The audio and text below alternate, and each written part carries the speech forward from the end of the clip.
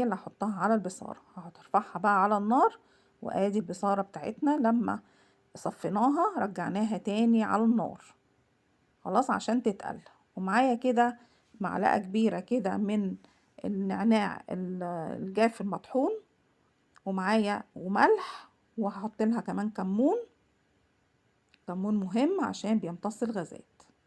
خلاص وهتتقلب كده مع بعضها كويس جدا، وهناخد بقى التقلية دي ونحمرها على النار.